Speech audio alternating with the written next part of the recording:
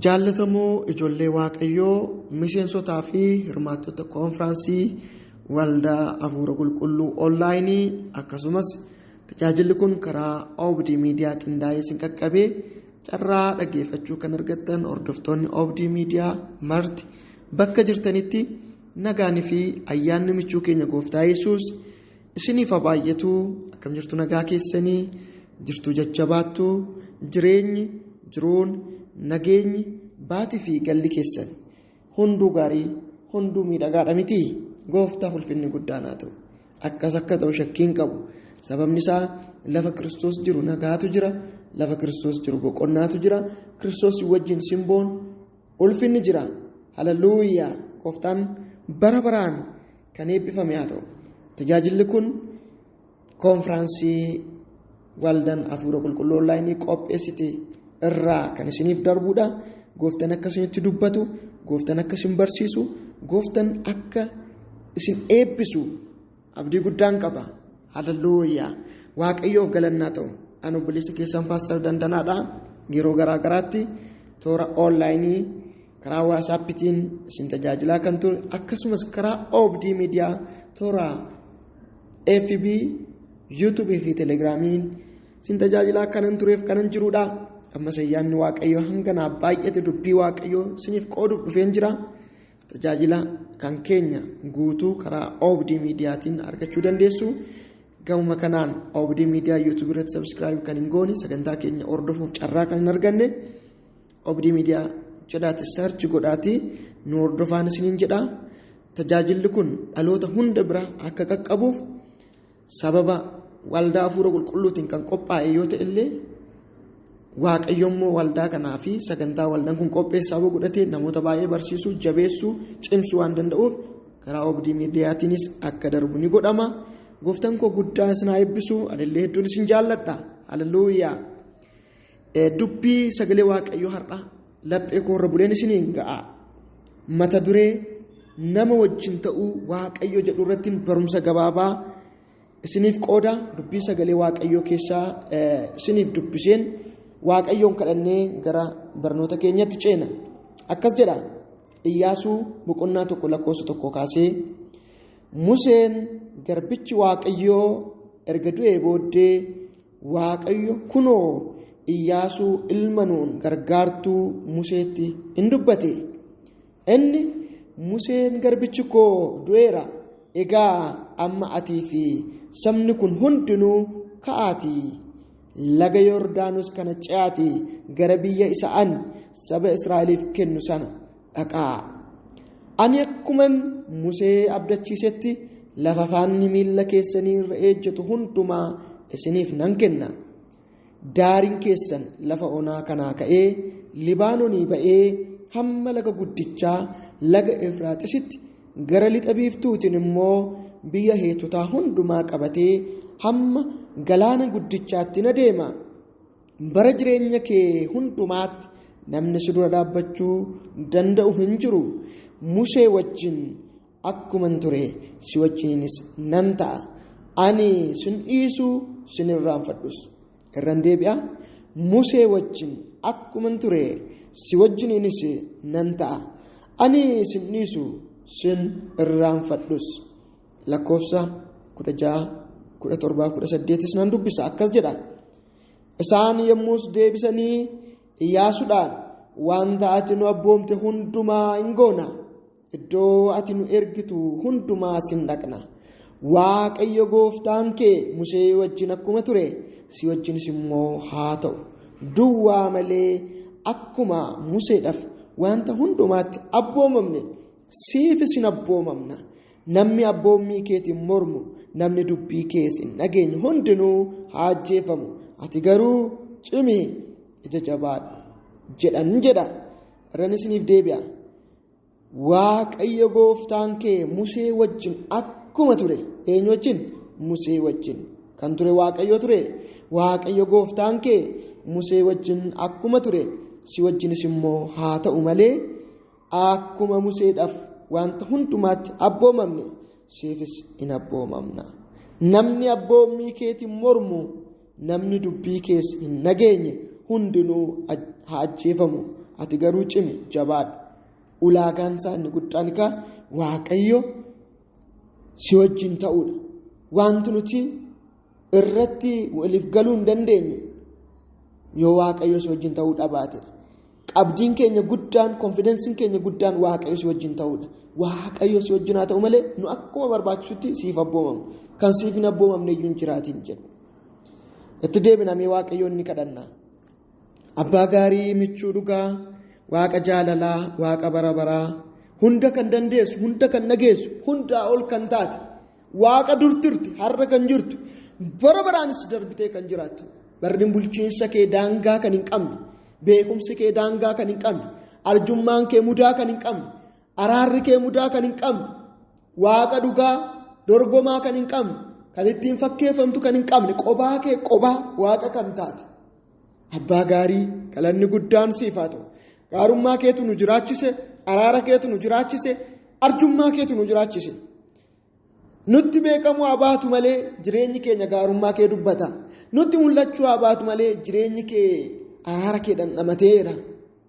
Oo haleluuyaa! Baay'ina ayyaana keef humna hafuura keetu nu dhaabe. Karaa hafuura kee, karaa humna kee jiraanne yeroo hunda kana yaadannee beekamtii kennaa ulfina si kennina. Si ulfeessuun kabaja keenya, si wajjin jiraachuun ulfina keenya, maqaa kee waamuun iyyuu nuuf ulfina. Maqaa keessa simboo jira, maqaa kee keessa ulfinatu jira. Nagaa arganna gaafa maqaa kee waamu, nagaa arganna gaafa si ulfeessinu, nagaa arganna gaafa si kabajnu. Oo abbaa nagaa, leenca Yihudaa galanni siif haa ta'u. Carraa kan namaaf kennu si, bara kan namaaf kennu si, umurii kan namaaf kennu si, jireenya kan namaaf kennu si. Kun hundumtuu immoo karaa kee nuuf argame. Gaafa diinni qullaa nu dhaabuudhaaf, gaafa diinni nu salphisuuf ba'u, ati immoo ulfina nutti uwwiste, ati immoo simboo kee nutti uwwiste. Oo Yesuus ulfaadhu, maqaan kee eebbifamu. Amma immoo dubbii sagalee keessa jiraataa dubbachuufan jira. Ayyaana kee naaf baay'isi, humna hafuura kee na wajjin haa ta'u.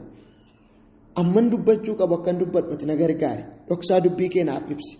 Dubbii na dubbadhu kun jireenya dhaloota kanaa haa jijjiiru. Dubbii kee kanaan lafa kufanii haa ka'an.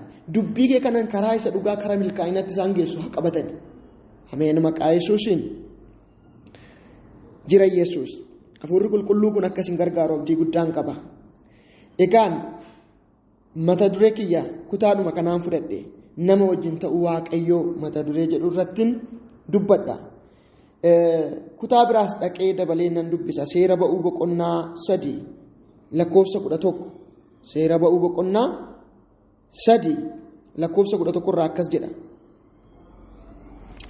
Museen immoo Waaqayyoon gara mootii Gibxii dhaqee saba Israa'el biyya Gibxiitii kanan baasu ani eenyu jedhe.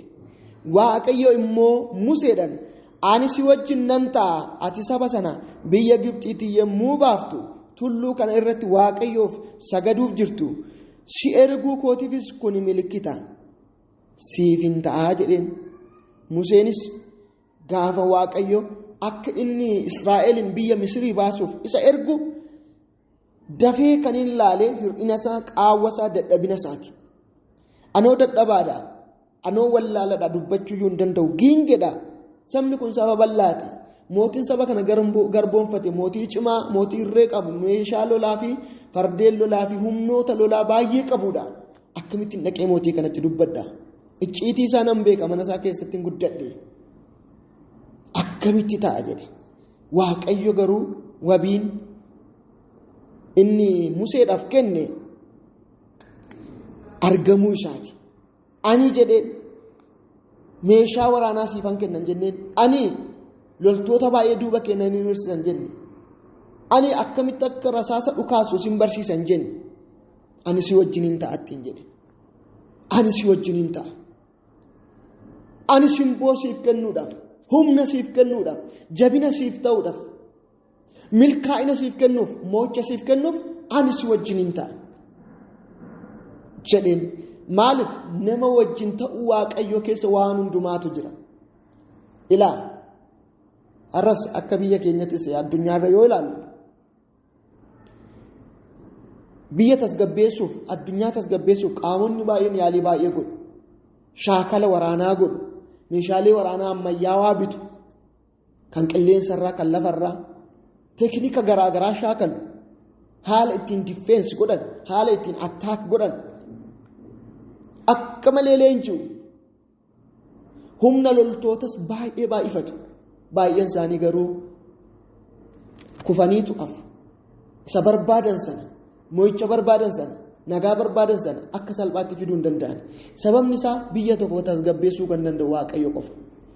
Milkaa'inni kan dhufu beekumsa baay'ee qabaatanii qofaaf, birrii baay'ee qabaatanii qofaaf, muuxannoo lolaa qabaatanii qofaaf, beekanii qofaaf, baay'ina fardeenii fi konkolaataaf otoo hin taane nama wajjin ta'uu Waaqayyooti. Kana kunoo jireenya Musee irraa fudhachuu dandeessu. Akkamitti Waaqayyo galaana Addaamilee Musee fi Israa'eliin ceesisee warra jabina qabna, hirree qabna, humna qabna jedhan konkolaattota fardeenii isaanii wajjin galaana akka nyaachise. Gooliyaad isa cimaa sana Saa'oliif loltoonni Saa'ol warri meeshaa gurguddaa qaban, warri muuxannoo lolaa qaban baqatanii dura dhaabbachuu sodaatanii Daawit mucaan xiqqoon meeshaadhaan otoo hin taane furruusa namichi illee itti kolfee tuffatee saree kana amma kana tuffattee jedhee yeroo itti dhaadatu ani maqaa Waaqa kootiin sitti dhufa jedhee Waaqayyo wajjin argamuu Waaqayyo, hafuura Waaqayyo, humna Waaqayyo wajjin ta'ee Gooliyaad Israa'eliin hidhannoo hiikkachiise. Gooliyaad saba baay'ee sodaachise, mootota sodaachise, si'uma tokkichaan garagalcheera. Dhoksaan isaa nama wajjin ta'uu Waaqayyooti malee irree cimaa qabaachuu miti.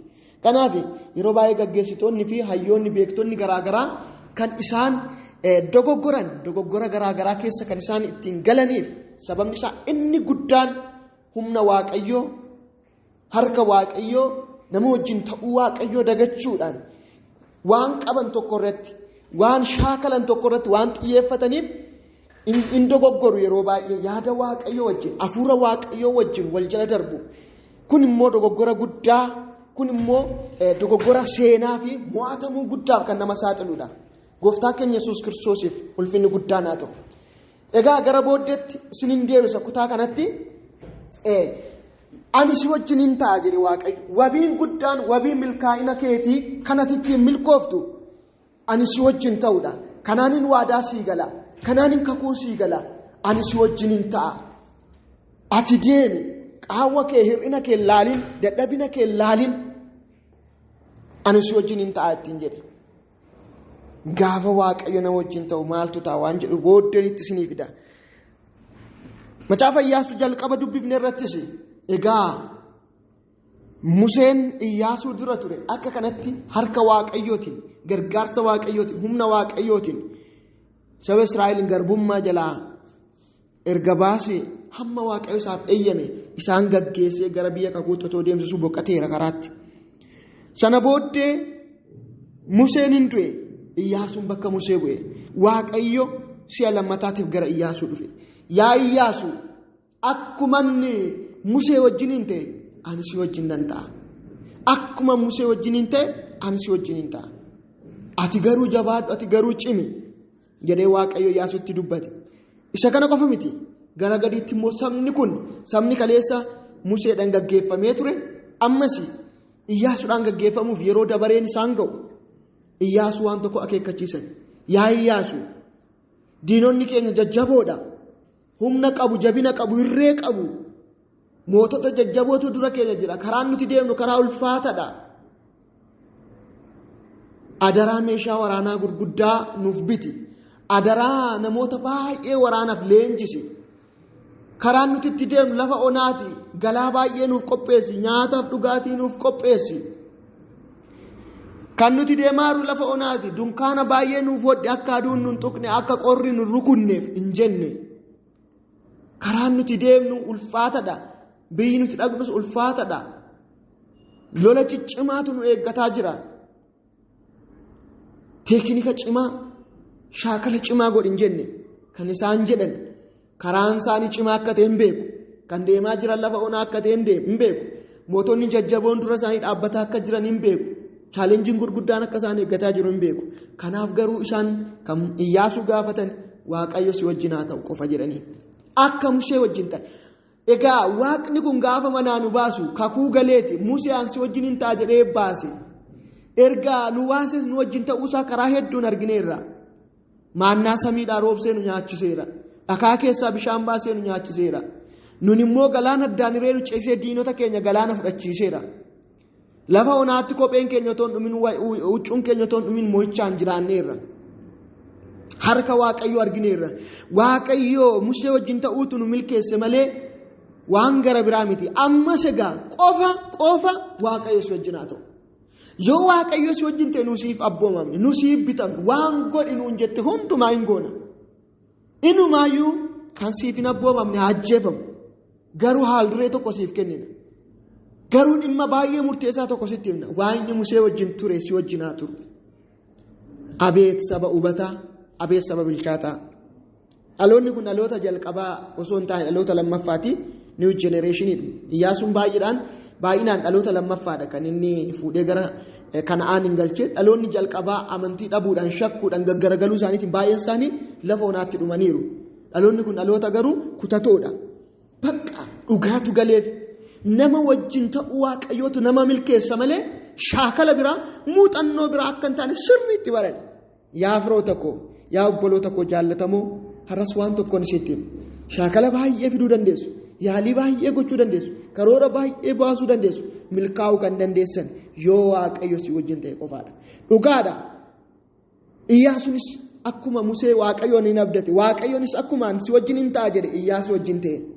Mootota 31 mootota jajjaboo ulfaatoo mo'ee karaa ulfaataa karaa rakkisaa sanarra saba Israa'eliin gaggeessee mo'ichaan Waaqayyo ulfina ta'eefiitu Kana'aaniin akka isaan dhaalan godhe.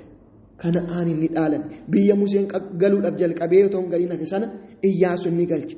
Maali yoo jettan harka Waaqayyootu Musee wajjin ture, harka Waaqayyootu Iyyaasuu wajjin hin ture. Yaa qulqulloota obboloota afuuraa biyya kamiyyuu jiraadha. Beekumsas qabaadhaan qabaatina. Qarshii baay'ees qabaadhaan qabaatina. Aangoos qabaadhaan qabaatina. Haalli isiniif haa mijatu mijachuu abaatu. Waaqayyo si wajjin ta'e jennaan garuu hin milkooftu. Waaqayyo si wajjin hin ta'u yoo ta'e kumaatamni miliyoonni si wajjin yoo hiriirallee eessayyuu ga'uu hin dandeessan. Eessayyuu ga'uu hin dandeessan. Namni kamiyyuu biyya bulchusaa ta'u inni waaldaa yoo Waaqayyo si wajjin ta'edha biyyi kan bitamuuf sabni kan abboomamuuf yoo Waaqayyo si wajjin ta'edha. Ilaa yoo Waaqayyo si wajjin hin ta'e nu si abboomamna si abboomamu iyyuu miti si bitamu waan ati jette hundumaan abboomamna. Kan si hin abboomamne iyyuu ajjeefamu garuu Waaqayyo si wajjin hin jiru taanaan namni si dhaga'u hin jiru namni si jalaa qabu hin jiru mootii Waaqni wajjin hin jirre namni hin abboomamuuf daa'imni xiqqoon illee hin abboomamtuuf. Rakkoon namoota keenya rakkoon immoo gaggeessota biyya keenyas haa ta'u biyyoota garaagaraa yeroo baay'ee mala mataasaa sisteema mataasaa malee isa barbaadamu sana Waaqayyo hin barbaaddatu. Waaqa wajjin jalqabeet of wajjin xumura. Kanaaf omtuun abboomamuuf gaafa Waaqni si wajjin jiru garuu hundatu si bitama. Waaqayyo si wajjin haa ta'u. Jaallatamuu barbaanne yeroo baay'ee kabajamuu barbaanne yeroo baay'ee milkaa'uu barbaanne yeroo baay'ee garuu kallattii ittiin milkaa'an karaa milkaa'inaa garuu hin beeknu. Waaqayyo qalbii nuuf haa kennu. Egaa yeroo Waaqayyo nama wajjin ta'u maaltu ta'a waan jedhu waan baay'ee kaasuu dandeenya garuu qabxii gurguddaa 5 gabaabseen isiniif kaasa. Yeroo Waaqayyo nama wajjin ta'u maaltu ta'a? Tokkoffaan hundumatu nama hordofa. Gaafa Waaqayyo nama wajjin ta'u hundumatu nama hordofa. Isinitti meedhagaa Iyyaasuu boqonnaa 1:16 akkas jedhani waan ati jette hundumaa ni goona qofa Waaqayyo si wajjin haa ta'u jedhani. Yeroo Waaqayyo Musee wajjin ture sabni Musee faana bu'aa ture yeroo Waaqayyo Daawitiin faana ture sabni Daawitiin wajjin hin ture sabni Daawitiin wajjin ture gaafa Waaqayyo Saa'ol irraa fuula deebise sabni Saa'ol irraa fuula deebise Daawititti fuula deebisee ture. Kanaaf Saa'ol haarii guddaan kan gubate Daawit irratti kan hinaaf gaafa Gooliyaadiin garagalchee dhufu dubartoonni fudhatanii kabaroo rukutaa Saa'ol kuma ajjeese Daawit immoo 1000 ajjeese jedhanii gaafa faarfatan haarii guddaadhaan gubatee Daawitin balleessuudhaaf ka'e. Sababa Waaqayyo Daawit wajjin tureef immoo Daawitis hin banne. Egaa qulqulloota obboloota koo afuuraa Waaqayyo si wajjin haa ta'u hin mo'attu. Waaqayyo nama wajjin taanaan simboon nama hordofa. Waaqayyo nama wajjin taanaan beekumsatu nama hordofa. Waaqayyo nama wajjin taanaan qabeenyi nama hordofa. Waaqayyo nama wajjin taanaan ogummaan nama hordofa. Badhaadhummaan waaqarraa badhaadhummaan lafarraa guutuu ta'a. Akkuma Maatiyos boqonnaa 6 argitan isin duraan dursaatii maal barbaaddadhaa jedha qajeelummaa fi mootummaa isaa barbaaddadhaa inni kaan hundumtuu isin hordofa isiniif dabalama jedha. Yeroo baay'ee nuti waan nu hordofna waan ofii isaatiin harkifamee nu duukaa bu'uu qabu nuti immoo duuba gorreetu qabachuudhaaf hordofuudhaaf cinqabne hin qaqqabnu immoo garuu isa hordofamuu qabu gaafa hordofne inni nu barbaachisu immoo nu hordofa nu duukaa bu'a jechuudha dubbiitu wal jala bade bara kana dubbiitu garagaltoo ta'e isa hordofamuu qabu dhiifnetu isa nu hordofu deebinee duubatti hafneetu hordofne jechuudha. Gaafa waaqayyo si wajjin ta'u sabni sin hordofa badhaadhumni sin hordofa beekumsi sin hordofa simboonni sin hordofa jaallatamuunis gaafa sana kanaaf mee gara ijootti deebi'aa waaqayyo si wajjin haa ta'u waaqayyo sin haa dursu gaafa sana maal taatu hundatu sin hordofa nama qofa miti daggalli lafarraalee harka siniif rukuta badhaadhummaan illee simboon illee ulfinni illee herregaan hin dhufu nama wajjin ta'uu waaqayyootiin. Namni waaqayyo wajjin jiru gadi na deemu hin salphatu hin qaana'u qaawwasaa waaqayyotu duucha hir'uusaa waaqayyotu duucha wallaalumasaa waaqayyotu dhoksa xiqqaasaatu guddaa ta'aafi waanuma nama biraatti fokkisaa ta'etu isa biratti bareeda waanuma nama biratti nuuffamutu isa biratti immoo soogidda ta'a soogidda ta'uu barbaaddu jaallatamuu barbaaddu kabajamuu barbaaddu karaa qaxxaamuraan deemina waaqayyo wajjin ta'a waaqayyo si wajjin haa ta'u gaaf sana kan barbaaddaniif kan isin barbaachisu hundumtuu si wajjin hin ta'a. Inni lammaffaan yeroo waaqayyo nama wajjin hin ta'u waan hundumatti milkaa'utu ta'a. Karaa hundumaan maal ta'utu dhufa? Milkaa'utu dhufa. Saamu'eel isa jalqabaa boqonnaa 2 lakkoofsa 26 akkasumas boqonnaa 3 lakkoofsa 19 yoo dubbifattan kutaa sanarraa argachuu dandeessu. Saamu'eel isa jalqabaa gooftaa keenya Yesuus Kiristoos ulfinni guddaan haa ta'u. Isiniifan dubbisa dhaqee boqonnaa 2 lakkoofsa 26. Akkas jedha Saamu'eel mucichi waaqayyoof namoota irraa ayyaana argachaa namummaadhaanis guddachaa hin adeemedha. Maal argata? Waaqayyo fi namoota irraa ayyaana argachaa karaa hundumaanuu guddataa hin adeeme. Boqonnaa 3 lakkoofsa 16 irraa immoo akkas jedha 19 irraa akkas jedha boqonnaa 3 lakkoofsa 19. Saamu'eel guddachaa hin adeeme waaqayyo isa wajjin waan tureefis wanti inni dubbatu hundinuu akka lafa hin buune hin godha ture. Eenyutu Saamu'eel wajjin ture? Waaqayyotu Saamu'eel wajjin ture. Sababa waaqayyo Saamu'eel wajjin tureef maaltu ta'aa ture? Saamu'eel guddachaa hin adeeme waaqayyo isa wajjin waan tureefis wanti hundinuu yookaan wanti dubbatu hundinuu akka lafa hin buune hin godhe. Wanta hundumatti milkaa'aa ture jechuudha. Kan biraayyuu miti, simboo miti, guddachaa deemuu qofa miti. Dubbiin afaan isaatiin lafa bu'u laphee namaarra bu'a malee. Waan tokko yoo dubbate battalumatti qilleensuma irratti namni utaalee fudhata jechuudha. Hin qabata, hin qalbeeffata, xiyyeeffannoo itti kenna jechuudha. Waan inni dubbatu lafa bu'u karaa hundumaan milkaa'aa ture jechuudha. Yeroo tokko tajaajilli keenya fudhatama akka argatu, dubbiin keenya fudhatama akka argatu hin barbaanne. Namni dubbii keenya akka dhaga'u, namni gurra isaa akka nuuf kennu, namni qalbii isaa akka nuuf kennu hin barbaanne. Garuu akkamitti namni gurra isaa nuu kennuu danda'a? Yoo maal goone namni qalbii isaa nuu kenna, yoo maal goone namni nu dhaga'a, yoo maal goone namni nuuf abboomasa jedhu immoo adda baafnee hin beeknu. Karaan milkaa'inaa, karaan moo'ichaa karaa tokko karaan nuti deemnu garuu kan biraa. Loon bakka biraa oolte kaboota iddoo biraatii guuruu dhaqan akkuma jedhamu sana. Taaktikii mataa keenyaa barbaadu bara kanaaf immoo feekii nama fuulduratti dhageetti argachuuf jaallatamuudha. Diraamaa garaagara diraamaa isa dhugaa isa nama barsiisu otoo hin taane diraamaa sobaa namummaa hin qabne uumuu shaakala hin qabne gochuu sobuu wantoota garaagaraa gochuudhaan dhageetti argachuu. Yuutuubii fa'a irratti namoonni dhageetti namaa argachuuf namni galee akka dhaggeeffatuuf akka isaan hordofu bifa sarpiraayiziitiin waan hin taane. Suuraa kabariirra kaa'u waan ajaa'ibaa waan fakkaatu suuraa gubbaarra kaa'u keessi isaa garuu ergaa biraa footoon gubbaarra jiru kan namni argu garuu kan biraa isaan nama hawwachuudhaaf oduu sobaa fa'i qindeessu taatee sobaa fa'i qindeessu nama fa'i walitti buusu waan safuu fa'i cabsu hojjetu waanuma hin taane hojjetu maal gochuudhaaf qalbii namaa argachuudhaaf garuu fiixa ba'iinsa hin qabu seenee ilaalaa waan achi keessaan arguun namni tuffatee guyyaa lammataatti hin deebi'u waan akkasiitti. Namni waan dhugaa dubbatu garuu dafee hin fudhatamu. Gaafa fudhatame garuu fudhatamaatu deema. Gaafa waaqayyo isa wajjin ta'aa deemu guddataatu deema. Kanaaf waaqayyo isa wajjin hin ture. wanti inni godhe hundumtu walisaaf qabataa ture dubbiin isaas lafa hin bu'u ture. Egaa obboloota Waaqayyo gaafa si wajjin ta'u karaa hundumaan milkaa'aatu deema. Namni Waaqayyo wajjin hin ta'u karaa hundumaan milkaa'aa deema. Milkaa'ina waggaa baay'eef dhabameetu nama Waaqayyo wajjin jiruuf ta'a jechuudha. Milkaa'ina ogummaa fi beekumsaan hin argannetu nama Waaqayyo wajjin jiruuf argama. Beekumsaan kan hin argamne, ogummaan kan hin argamne, baay'ina firaatiin kan hin argamne, aangoo qabachuudhaan kan hin argamne, birri baay'ee qabaachuudhaan kan hin argamne. Karaa ayyaana Waaqayyoo, karaa nama wajjin ta'uu Waaqayyootiin namaaf ta'a. Wallaalota baay'ee, dadhaboota baay'ee Waaqayyo fuudhee dinqii ittiin hojjeteera. Hiyyeessota baay'ee kaasee Waaqayyo badhaadhota godheera. Wanti xiqqoon inni fide akka nama biratti jaallatamu. Namni hundumtuu gabaan hundumtuu gara isaatti akka dacha'u gochuudhaan namoota baay'ee badhaadhaa godheera Waaqayyo. Badhaadhummaan karaa dalgaatiin, badhaadhummaan ajjeesuudhaan dhufu, badhaadhummaa dhugaa miti, kan galma ga'iinsa qabus miti. Badhaadhummaan dhugaan nama wajjin ta'uu Waaqayyootiin dhufu.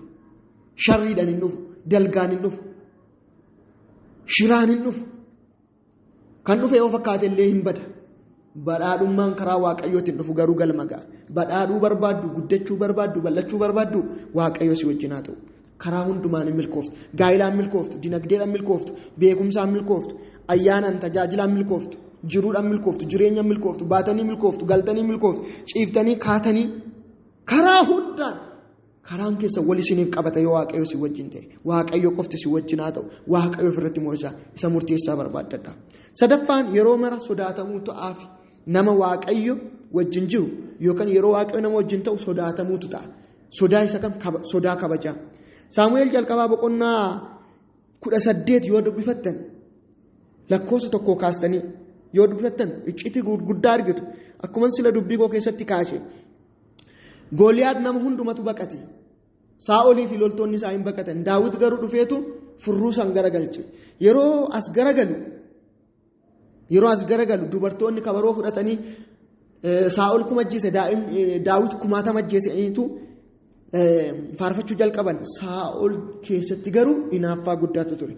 Dhaqxanii yoo boqonnaa 18 guutummaa isaa dubbifattan iddoo 3 olitti Waaqayyo Daawit wajjin ture jedha. Sababa Waaqayyo Daawit wajjin ture dubartoonni Israa'el Daawitin jaallataa turan. Sababa Waaqayyo Daawit wajjin ture Waaqayyo Daawitin harka Saa'ol jalaa baasaa, eeboo Saa'ol jalaa miliqsaatu ture. Sababa Waaqayyoon Daawit wajjin tureef Daawit milkaa'aa waan tureef Saa'ol immoo diinatti ta'aa ture. Keessumaa lakkoofsa 18 irratti Saa'ol yeroo sana Waaqayyo akka Daawitin wajjin jiru argee milkaan intalli isaas akka isa jaallatte hubatee ittuma caalchisee Daawitin hin sodaate. Bara jireenya isaatii akkuma diina isaa ta'etti hin hafee jedha. Sababa Waaqayyo isa wajjin ta'eef namoonni Daawitin jaallachuu, Daawit milkaa'uu jalqabe. Sababa Daawit milkaa'uu fi jaallatamuu jalqabeen Saa'ol immoo Daawitin hin sodaate.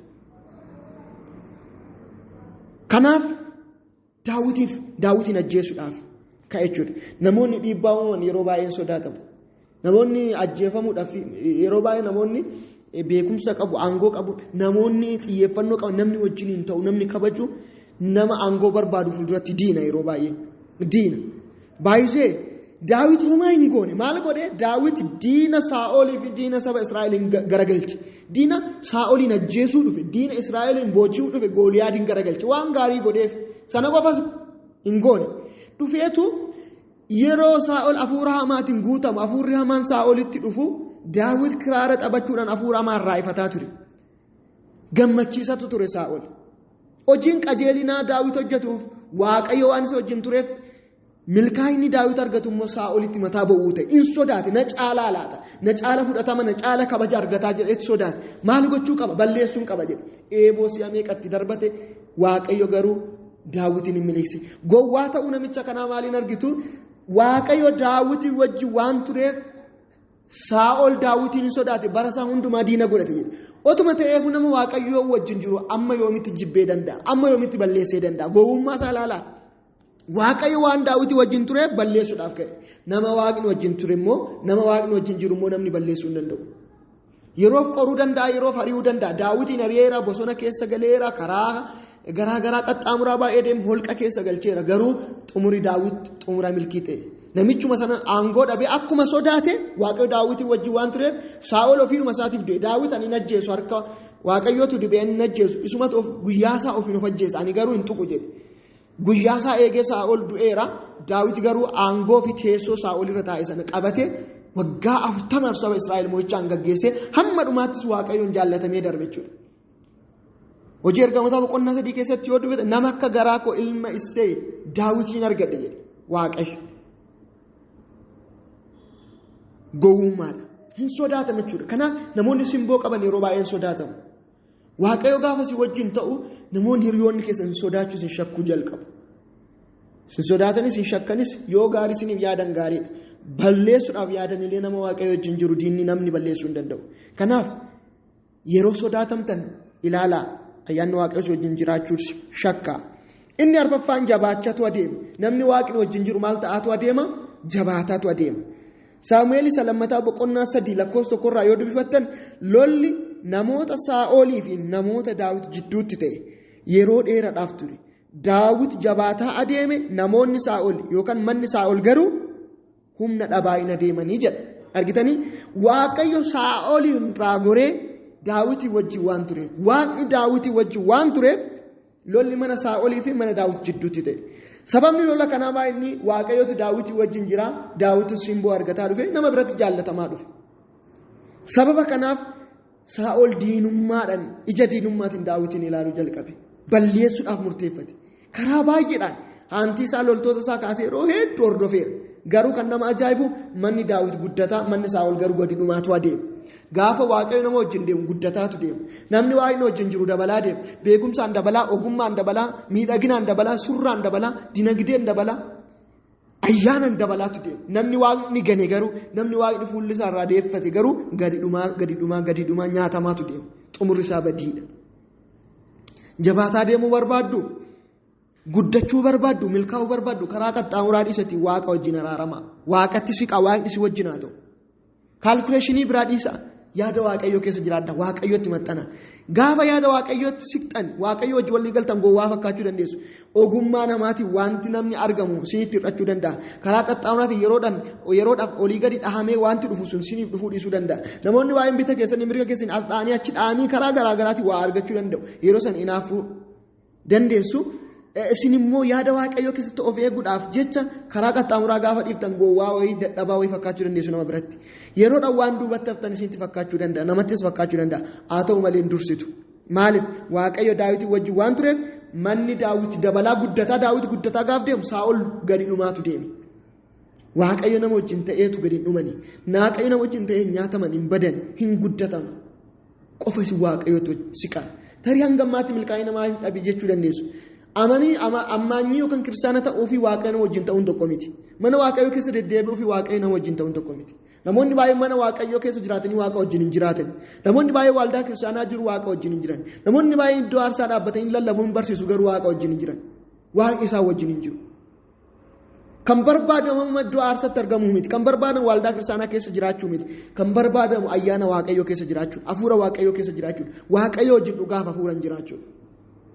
Kanaaf namoonni baay'een otoo waldaa kiristaanaan dhufin amantoota otoo hin ta'in yookaan pirootestaantii otoo hin ta'in amantiiwwan garaagaraa keessa ta'anii waaqa wajjin waan jiraniif waaqa wajjin waan walii galan sodaa waaqayyoo wajjin waan jiran keessoon isaanii waaqa waan beeku waan isaan waan beekuuf ni milkaa'u. Kanaaf namni waaqayyoo wajjin jiru waan hundumaanuu jabaataa hin adeemu. Namni waaqayyoo irraa adda ba'e garuu karaa hundumaanuu gadi dhumaatu deema. Kanaaf milkaa'uu yoo barbaaddan waaqa wajjin ta'a. Guddachuu yoo barbaaddan dhimmi keessan, ayyaanni keessan, tajaajilli keessan akka guddatu, deegdeedhaan akka guddattan, hafuuratti akka guddattan yoo barbaaddan, jabaataa deemuu yoo barbaaddan waaqayyootti maxxanaa. Waaqni si wajjin haa ta'u yoo sin milkooftu. Inni shanaffaaf inni xumuraa moo'ichatu ta'a. Gaafa waaqni nama wajjin ta'u moo'ichatu ta'a. Abboota firdii boqonnaa 6 yoo dhaqxanii dubbifattan lakkoofsa 11 hanga 16 waan baay'ee argachuu dandeessu. Kana irratti waaqayyo deebisee fi ani si wajjin waan hin jiruuf akka nama tokko rukutuutti warra miidiyaan ni rukutta jedheen.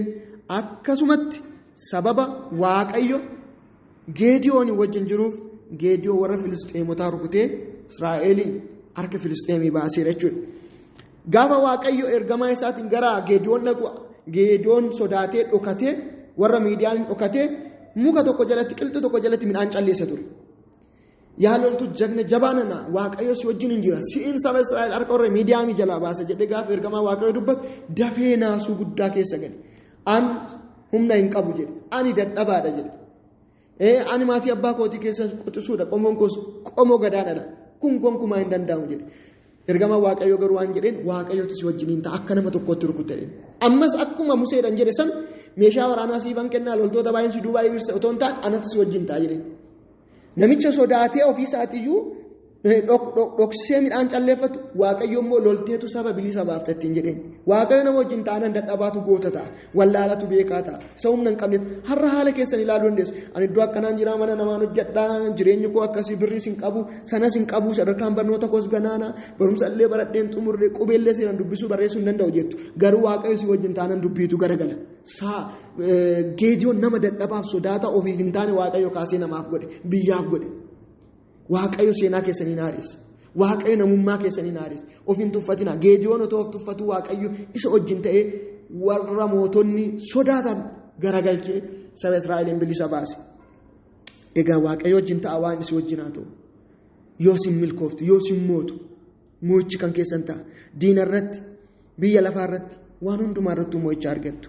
Haaleluyyaa. Gooftaan keenya Yesuus Kiristoos bara baraan kan eebbifame haa ta'u. Seenaa dhugaa tokkoon isinitti hima. Bara tokko nama gooftaa fudhate tokkotu ture. Sababa kanaaf namni hundi jibbee Idriisa jedhamu maabarasa jedhamu keessaa isa baase.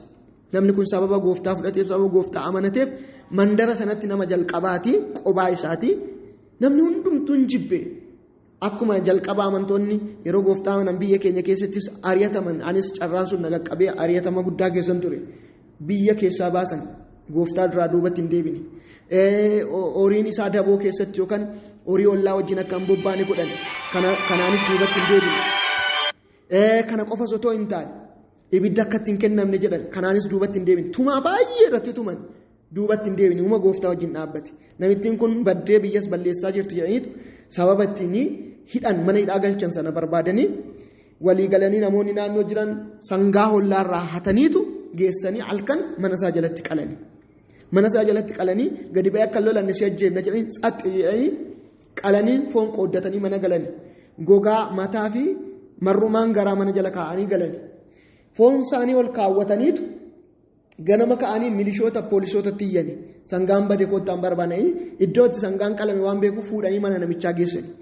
Naannoo mana namichaa yeroo geessan sangaan mana namichaa jalatti akka qalame waan bareef hattuun namicha kana jedhanii qabanii namicha gogaatti uwwisanii mar'imaan garaa baachisanii hattuu jechaa itti rukutaa harka itti rukutaa itti sirbaa gara gabaa guddaa geessaa turan. Namichi garuu ani hattuu miti jedha. Ati hattuudha jedhuun hin daddarbatu. Gooftaan dhugaa koo hin baasa. Waan inni wajjin jiru waan inni nama nadhe dhugaa koo hin baasa jedheetu waan dubbataa deemi afaan qabadhu afaan maalii qabdaa dubbatta jedhuun. Afaan qaba waan inni wajjin jiru naaf falma jedhee dubbata. Otuma kana jedhanu gara gabaatti yeroo dhiyeessan kurupheen tokko yookaan bosonuun tokko fiigaa dhufte. Poolisoonni fi namoonni namicha wajjin jiru namicha dhiisanii bosonuu san ari'uu jalqaban. Otoo wajjin fiiganuu bosonuun fiigdee mana nama tokkoo seentee gola seenti. Wajjumaan gola seenan poolisoonni. Yeroo gola seenan foon fannifameetu jira. Booda qooddanna jedhanii kaawwataniiru. Foon kaawwatanii jiru. Foon fannifamee jiru argani. Foon kun maali yoo jedhamu booddee dhugaan ba'ee kan sangaa sana qale jara sana akka ta'etu barame. Sana booddee gogaa namicha sanarraa fuudhanii warra sanatti. Mar'imaan garaa namicha irraa fuudhanii warra sanatti uwwisanii walimaa meeqa keessan eenyu kana booddee qoratamanii walimanii dachaa gogaa uffatanii gabaa keessa hattuu jedhamaa itti sirbamaa gabaa keessa naanna'an jechuudha. Namichi sun garuu bilisa ba'e. Waaqayyo yeroo dhumetti dhugaasaa falmee dubbii garagalchee moo'icha isaaf kenne. Warri isa balleessuudhaaf deeman garuu salphatanii. Booddee namichi kun nama amanamaa ta'ee itti gaafatamaa naannoo sanaa ta'eeyyuu muudameera. Warri garuu isarratti yakka hojjetan ofiis akkamaa ta'anii waaqayyo dubbiitti garagalche. Bosonuu tokko kaasetu waaqayyo dhugaa namicha kanaaf falme. Moo'icha isa gonfachiise. Akkamitti akka waaqayyo moo'icha isiniif kennu waaqayyootu beeka. Karaa isin hin beekne karaa isin hin eegne waaqayyo ulfina isaa jireenya keessatti mul'isa. Qofa waaqa wajjin ta'a isin. Qofa waaqni isin wajjin haa ta'u. Ameen. Nama wajjin ta'uu waaqayyo milkaa'ina guddaa fida. Kana qofa miti waan baay'ee kaasuu dandeenya. Qabiyyeen koo barnoota gabaabaa waan ta'eef kan waan hin xumura. Waaqayyo wajjin ta'a. Waaqayyo si wajjin haa ta'u hin milkooftu. Ameen. Gooftaa Yesuus tola keef gaarummaa keef ulfaadhu. Jaalala keessa guddaa kanaaf eebbifame. Yeroo miidhagaa nuuf kenniteef ulfaadhu. Barumsa kanatti qabamnee akka jiraannutti nu gargaara. Barumsa kanaan luba akka baanu. Barumsa kanaan jireenya keenya akka qajeelfamnutti nu gargaara. Ayyaana keef araara kee nuuf baay'isi. Ameen. Maqaa Yesuusiin. Eebbifamaa.